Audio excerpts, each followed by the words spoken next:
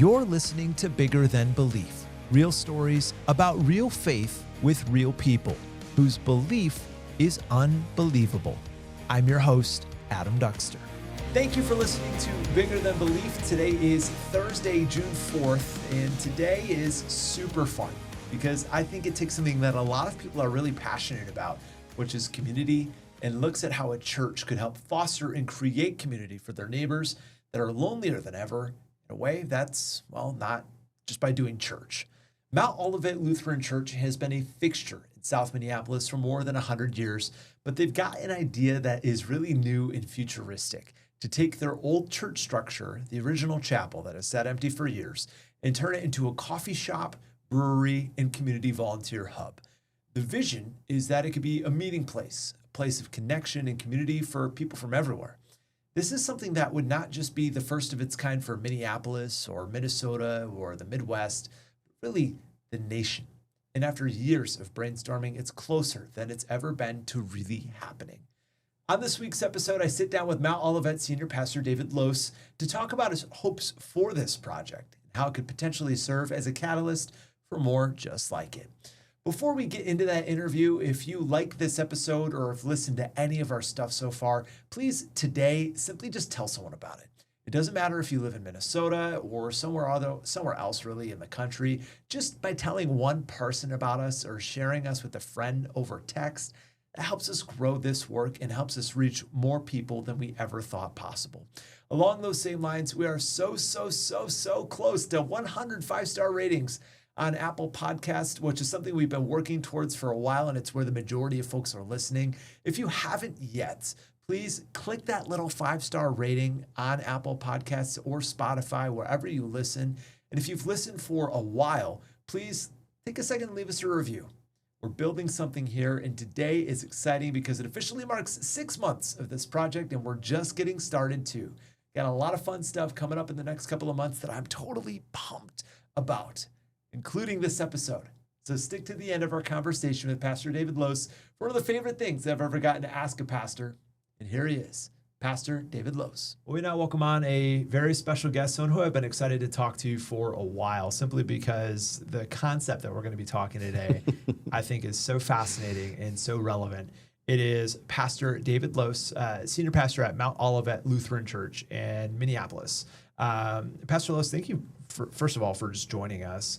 But secondly, I am so fascinated about this conversation that we're going to be having today, because it is talking about faith, but it's also talking about future, in reality. But before we dive into it, I would love for our listeners just to know a little bit about Mount Olivet. If they're not familiar, what do people need to know about who you guys are and kind of your backgrounds? Sure. Mount Olivet was founded in 1920, and in 1938, it kind of took off under the leadership of a very charismatic senior pastor by the name of Reuben Youngdahl. I mentioned earlier, he actually used to have a TV program at WCCO, daily TV program, and he was there for 30 years and grew the church from 300 to 10,000. He died young, 58. He was coming back from an international mission trip and had a blood clot while flying. They made an emergency landing. It was very tragic. Took everyone by surprise. People wondered if the church could continue without this charismatic figure. His son, Paul, was also a pastor and serving a Lutheran church in New Orleans. When his dad died, Paul came back to serve as an associate for 6 years and then became the senior for another 34, 35 years. Wow. So, and the church continued to grow. I think when Paul died, it was about 13,500 or so. We have 2 campuses. The original campus is in Minneapolis, and then about 25 years ago, we started a campus in Victoria. And both of those have continued to grow. Mount Olivet's always been really community-oriented, so we have a number of what we call affiliated ministries. We have a conference and retreat center that in Farmington. We have a youth camp up in Lutzen. We have started, these are now independent organizations, but still connected in a lot of ways to the church. Mount Olivet Home, Careview Home, and Mount Olivet Day Services care for elders, so nursing care, skilled nursing. Not too far from the church down Lindale, Mount Olivet Rolling Acres has cared for people, adults with developmental disabilities, with offices in Chanhassen and Victoria and 30 residential homes in the area, serves 4,000 or more people every year. So Mount Olivet is a church. It's also a kind of an ecosystem. We have a counseling center actually right beside the church that has a sliding scale. A lot of members use it, a lot of non-members use it. We have a school of music. When the elementary school across from us, because of funding cuts, was losing their music program, we began hosting a number of music teachers that could offer lessons to kids. So that I share a little bit about that to get a sense of just how invested in the community Mount Olivet has always been. And different traditions live their faith differently. Lutherans are probably quieter on the pushing, or maybe that's not fair, the evangelism front of what is your relationship with Jesus. We are happy to talk about God's love, grace, and acceptance, but we live our faith a lot in the way we try to care for our neighbor and the world, whether those neighbors happen to be Christian or not. Does that help? Yeah, 100%. And you yourself got your start here in the city. You said you're coming up on an anniversary in July, right? So we're talking 7 years that you've been Yeah, in I'll have this been role? at Mount Olivet for 9 years. Yeah. Both my wife and I are from the East Coast. We moved to Minnesota in 2000. I was a professor at Luther Seminary in St. Paul. And then we moved back to to Pennsylvania for a little while, where I was the president of the Lutheran Seminary in Philly, and then came back to Minnesota to serve at Mount Olivet 9 years ago. Yeah. And a big part of, the part of our conversation that we're talking today is about the physical structure in one of the buildings that you have on site in South Minneapolis. When you start, almost a decade ago now, and you are getting your bearings, how early on did the building that we're going to be talking about today kind of pique your interest? Yeah.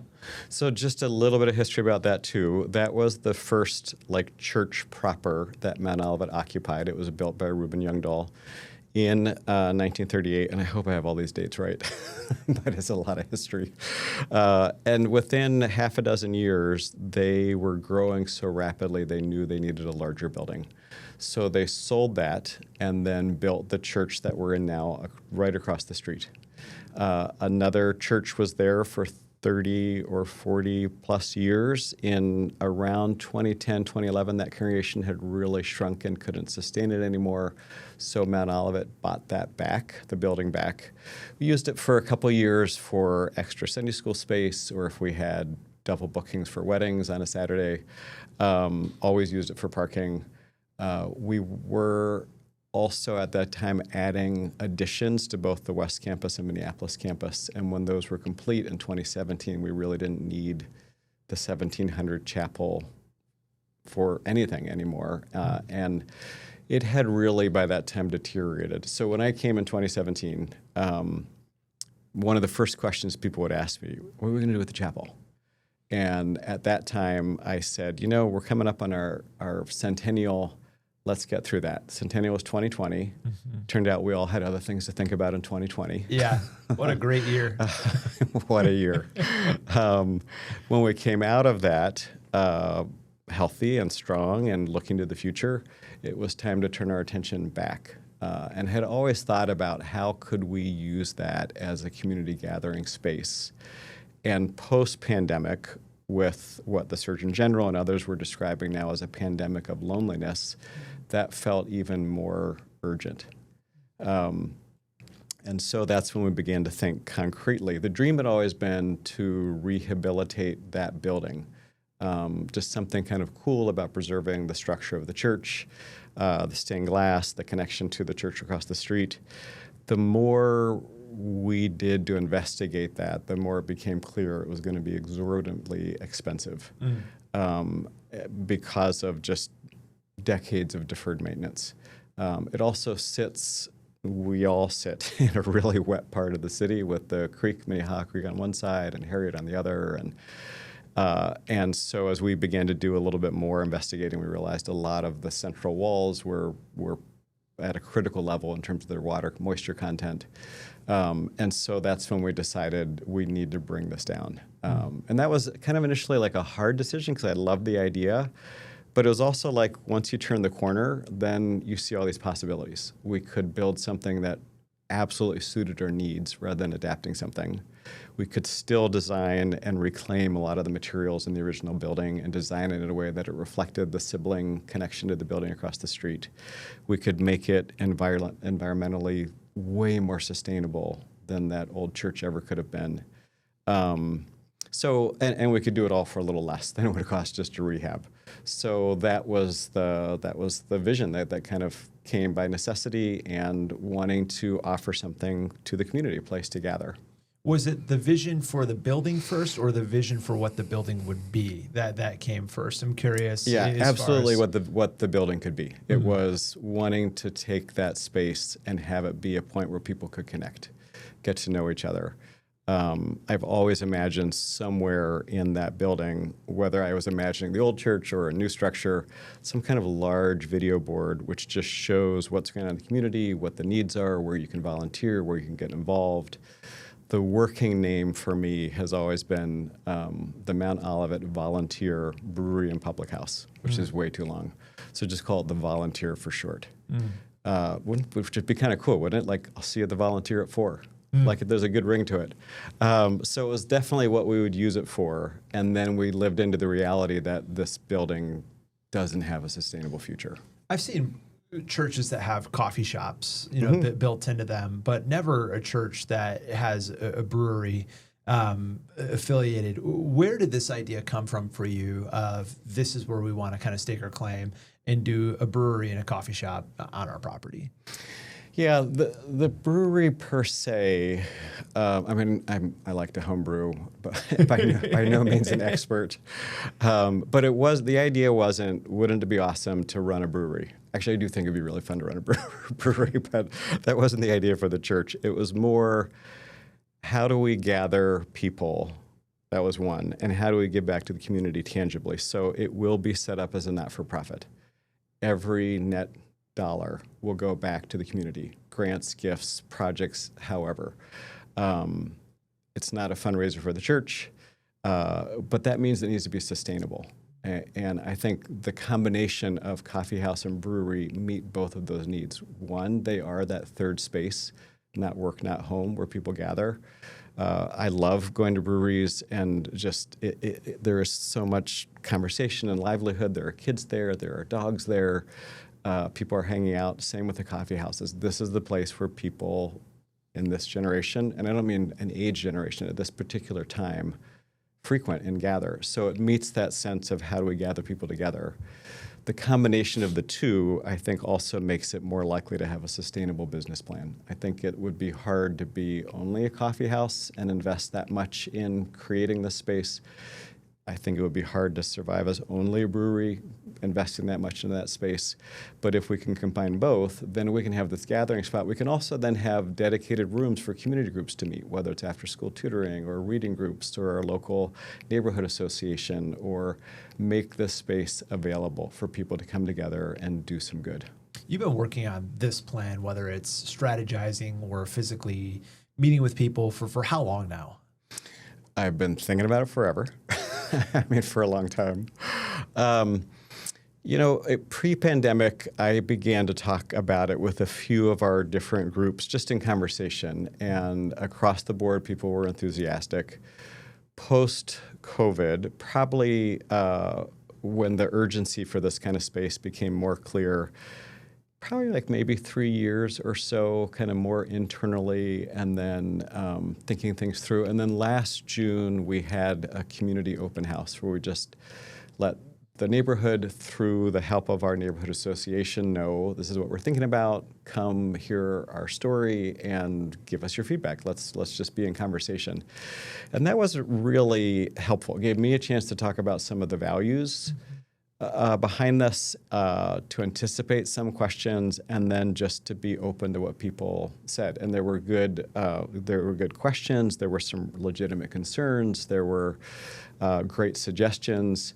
What I really appreciated was everyone who spoke, whether it was question, concern, suggestion, began by saying, just want you to know, I love this idea, but have you thought about, or what about? So that was a really good conversation. And then June a year ago, so 25, we were notified that it was a building that was noted as having potential historic significance. Mm-hmm. If it's designated as, in fact, having historic significance, that puts significant limits on what you can do with that building. Yep. So we spent the fall, we engaged a historical building land consultant to help us research it, and then made a proposal or filled out an application to the Heritage Preservation Committee asking for permission to demolish. I prefer to talk about it as deconstructing because we want to reuse materials, but technically to demolish. We had that hearing in February. Everybody and his brother told me they do not like to give permission to tear down. They're going to say no. And I kept thinking, I don't know, it's a good idea, and I can be kind of persuasive. And so I made this 15-minute PowerPoint presentation, and from the first question, I was just like, oh, you don't care what I said at all. Like, you have made up your mind. This is not coming down. And I'm actually really grateful we have a commission like that. There are numerous examples around the city where what was there was beautiful and it was torn down, and now we have a parking garage or something. So I'm glad we have a group like that. Wasn't a decision I was hoping for. So we had a chance about 6 weeks later to appeal that to the city council. And the city council agreed that a better use of that building, particularly in the state that it was in, would be this kind of community gathering. So we did get the permission to bring that down. When you clear that city council kind of decision, you're like, okay, this is going forward. Like you said, it's been years of thinking about it, and now knowing it is going to be a reality, or a step closer to being a reality. Yeah. What is that moment like? Because I know there's still things that have to happen, but what is that moment like to know that, okay, this could happen? Yeah, the step closer is important because we still need to have rezoning that will require the consent of some of our neighbors, many of whom who are at that meeting, so I feel good about that. We have, from the very beginning, said if our neighbors don't want this, we don't want to do it because it's for the community. You know what I mean? It would make no sense to do something for the community that the community doesn't want. So that will be the next step, to engage the folks in the immediate proximity of that space. And then if we receive that consent, then we'll move into the design phase. And I think that's when it will feel like, yeah, this is going to happen. So I feel good about our odds, certainly better after the city council decision, but there's still a ways to go. What does the ideal timeline look like for you as far as everything goes right? Yeah, I do not know enough to say that with confidence. I mean, what I would daydream about is getting the various permissions and doing the design work. And those permissions aren't only rezoning, then it's about, you know, what would the water situation be like in a wet part of the city, and like all kinds of stuff that I am completely not competent to address. But we'll engage people who can. All of that work, it would be great if we could put shovels in the ground next year around this time. And then maybe 2 years from now, it would be, you know, open for business. Again, if all goes well. Would people, say this goes through, right? And people are there, you know, and they're at this brewery, they're at this coffee shop. Do you have the desire for them to make it known that they are at like something that is affiliated with the church? Like, is there, I know you'd mentioned earlier, there's not as much of a push on the evangelism, right? But do you feel like you'd want it to feel totally separate, like its own thing? Or would you want it to be something where people come in and say, hey, I'm finding community here, and then you say, actually, you know, we'll see you Sunday as well? Yeah. I think it will absolutely be a part of the Mount Olivet family. Mm-hmm. Mount Olivet Homes serves all of our elders in the community, whether they are Lutheran or not, whether they're Mount Olivet members or not, whether they're Christian or not. Mount Olivet Rolling Acres serves everyone who has disability needs and care. This would be very much the same. And yet at the same time, it is Mount Olivet. I love the idea of closing each night with an evening hymn, now that the day is over, or some other sense of the day being gathered, but it's not to push people into a faith decision. I think we believe very strongly in God's love, grace, and acceptance, and the best way to demonstrate that is to offer love, grace, and acceptance to the people around us. And so if we can do some good and create a space where people want to gather, if they get to know the church, they will not be able to know that it's connected to the church and want more of what they're finding there. Awesome. Super happy to orient them to that. In the same way that our preschool that is in the church is a church-based preschool, but it's not a Christian preschool in the sense that there's a curriculum, a Bible-based curriculum. And some churches do that, which is great. That's not what we're doing. We're trying to be good neighbors. We have a summer day camp program, and both of those reflect our desire to pay attention to what our neighbors need. We've had a preschool for ages. It was a couple hours, a couple days a week, and post-COVID, we expanded that to all day, all week, all year round, because that is the number one need of young families. Once their kids are in elementary school, the number one need of young families is summertime care. And so then we created a summer day camp, but it's not Vacation Bible School. It is summer day camps that are part of a church, and one of the camps in particular is a music-based called God's Kids Sing. We sing church hymns. There's no question about that. But we had a decision early on: is the whole summer going to be a variety of Vacation Bible School camps, or are they summer camps? And we decided, no, these are summer camps. This is what our neighborhoods, our parish needs. You get the feeling like you guys are potentially breaking new ground. Is there anyone else that has this model that you can look at as far as a brewery, coffee shop combo, or are you trying to essentially pave a new path here? I've spent a little time looking around more for examples. There was a church that I can't remember if it was a church that started a brewery or a brewery that a church came into. Doesn't exist anymore, so that wasn't that helpful. There are a couple churches that have been sold and turned into breweries, not quite the same thing. That is, they're independent breweries, they're just breweries. A number of churches have coffee houses, but I didn't spend a lot of time wondering, are we trying to do something new or break new ground? I would love to have examples because you can learn a lot from what other people have learned. But otherwise, I just haven't given it a whole lot of thought, to be honest. As a pastor, what is your heart for this? Now, you talked about it a little bit, but why put so much time, effort, and focus into this project? One of the big theological commitments of Lutherans is this idea of vocation or calling. And that is true on an individual level. One of the things we try to do is help people have a sense of how God can use their gifts, their opportunities, their situation to contribute, to care for the world that God loves. And that might be through work, it might be through volunteering, it might be through relationships. But vocation isn't only an individual matter. It's also an organizational matter. And Mount Olivet's DNA would be one way to talk about it, or I would call it Mount Olivet's historic calling has been to invest in the community. And so, again, it wasn't so much like, wouldn't it be cool to own a brewery? It was more looking around and saying, what does our community need right now? And when I think about the levels of isolation that I think we're already present with regard to the amount of time we spend on the internet, the amount of time that people get isolated on social media, heightened by the pandemic. That's like one whole realm. The political divisiveness, where there seems to be a relentless desire to identify what group are you a part of? Are you in? Are you out?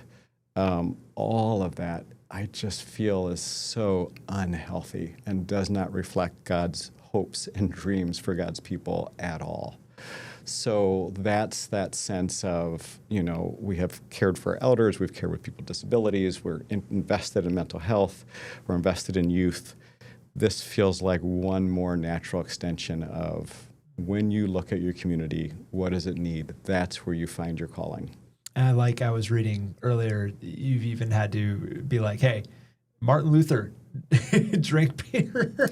Oh, yes. And John Calvin drank beer, who, for people who are unaware, is that's a strict guy, Yeah. Yeah, well, keep in mind there wasn't a whole lot of potable, healthy water back then. So, whether it was wine or beer, you were less likely to get sick by drinking that. So historical circumstance matters too. Last thing I want to ask you about is there a thought that like this could be the way to get someone into a church or affiliated with a church that didn't exist before? That person would never willingly, or try and step in otherwise, but they might go to this brewery or this coffee shop, get to know the people, and say, I want to give this a shot. Yeah, the three questions I think I'm sometimes asked are, is this a way to raise money for the church? And the answer is no. Every net dollar will go back to the community.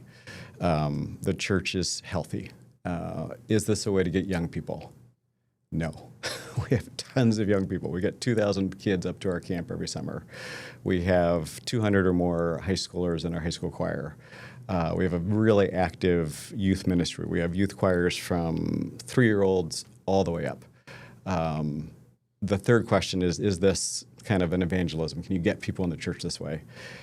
Anyone who's interested in learning more about Mount Olivet or learning more about a God of grace and love and acceptance, we are happy to talk to about. But it is not a strategy to get more people to Mount Olivet. It is a strategy to serve the neighborhood. My guess is that some people, just like some families who join our preschool, find their way to the church, like what they see and are experiencing, and want to be a part of the more. My guess is that will happen. But is that the goal? Is that the aim? No, not at all. We want to serve our neighbor. And if we do that well, I'm pretty confident other good things will happen too. Last question is the most important one. Your go-to caffeinated beverage and your go-to beer of choice, as far as what we're talking. When we years from now, when we're consuming here, what will be your two go-to menu orders? What are we gonna have? Yeah, I never drank coffee ever until a couple years ago. Okay, good. Which is weird for a Lutheran pastor. It's like, almost sacramental among pastors. Veins, yeah. And then my daughter and I were traveling in Scandinavia. We're doing tons of walking, and then we'd take a break at a cafe or coffee house, and just, and I was like, I suppose I should try this. And so I happened to order a vanilla latte or maple latte or whatever it was. And I was like, this is pretty good. So that has become the coffee beverage for me. Okay. Vanilla latte or maple syrup latte, whatever, something like that is. There are a few mornings that I don't make one of those for myself now at home. Okay. Beers, the darker, stout family, the better. Something borderline chewy. There'll be a variety at this place, right? Yes, and and non-alcoholic versions as well. Awesome. So that it is everyone's welcome. Well, Pastor Los, thank you so much for taking the time. I think this is a fascinating conversation of what a church can be. And it's in a place that is, as you said, central to our community, and it's a central neighborhood to that region of Minneapolis. So I think we'll all be watching what happens next over the next couple of years very closely. Thank you so much for the opportunity to talk and to get to know you. Absolutely. Thank you again so much for listening to this episode of Bigger Than Belief. If this is your first time listening to us, just know that we do this every single week. We are a faith and belief podcast telling real stories about real faith and real people, all from a journalistic background out of CBS News in Minnesota. Keep listening, please. I can't say it enough how fun this has been to do this project on top of my general assignment reporting for the last 6 months. And I really do think I personally have learned stuff from doing this. I feel like I've seen a side of our community that's different than what I get to see on a daily basis. And that's really what this show is all about. Again, if you haven't taken the time to rate us, please do that. 5-star rating goes a long way. And again, click follow or like wherever you listen on Spotify, Apple Podcasts, no matter where you're checking this out. And again, if you like today's episode, please take a second and share it with a friend. Tell them about us, what we do. We'll be right back here next Thursday with another brand new episode. And folks, when I tell you we've got a jam-booked June of tapings, and I'm really excited about some of the content we've got coming out in the next few weeks. We will see you next Thursday, June 11th. Folks, in the meantime, be well. See you then.